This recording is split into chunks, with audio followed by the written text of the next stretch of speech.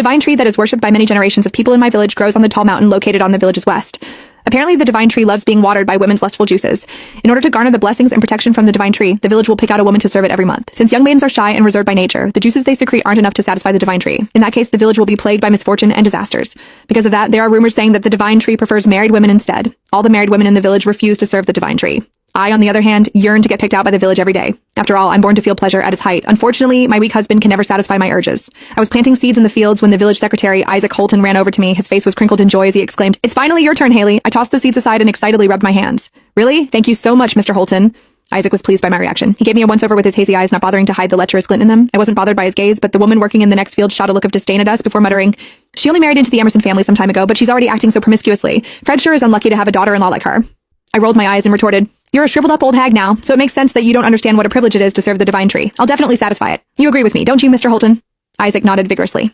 Using the saplings around us as cover, he ran his greasy hand along my thigh. The woman's face turned a ruddy red when she realized that she couldn't win the argument against me.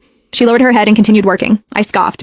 Joy bubbled in my heart when I thought of all the rumors about the divine tree. Our village was located in the western region of a massive mountain. A forest stood behind the village. The trees were so tall that they disappeared into the clouds. A divine tree in the forest had protected our village for thousands of years. The villagers would send a woman into the forest every month as an offering to the tree. The divine tree had to be watered by a woman's private fluids. If the woman didn't produce enough fluids and didn't satisfy the tree, a disaster would befall the village. It would also cause the wheat fields to shrivel up, so we would have nothing during the harvest season. According to the rumors, the tree's branches were thick and strong. There were also powerful vines wrapped around the branches that would send a woman over the edge of pleasure. On top of that, if the woman was able to absorb the fluids that the vines excreted, they would become radiant. From my perspective, I was going to have a wonderful time tomorrow. However, the older women in the village avoided being selected as an offering for the divine tree at all costs. The divine tree didn't like shy young women. On the contrary, it preferred married, experienced women. Most of the married women in the village were already middle-aged. The last one who was sent to the divine tree returned with disheveled clothes. Her bottom half was also a mess. At that sight, a fearful expression crossed the face of the village chief, David Kingsley. He claimed that the woman hadn't satisfied the divine tree, so disaster was about to befall the village. To appease the divine tree's wrath, the men of the village decided to deliver me to it after they discussed their options.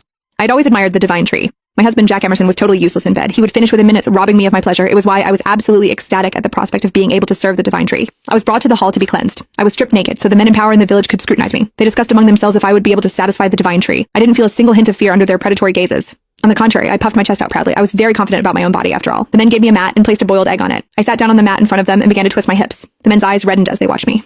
A few moments later, David removed the mat, which was now damp. The egg's shell had been peeled clean. David popped the egg into his mouth and patted my shoulder with a satisfied expression. "Good job, Haley. The divine tree will definitely adore you." I smiled, feeling pleased. My body trembled as I exclaimed, "Don't worry, Mr. Kingsley. You can count on me." It didn't take long before news of me being the divine tree's next offering spread like wildfire throughout the village. The men shot strange looks at me when I left the hall. Meanwhile, the women huddled together and discussed among themselves. I heard that she managed to peel the egg. She did. She's such a slut. The men couldn't take their eyes off her when she was peeling it. Fred's so unlucky to have a daughter-in-law like her.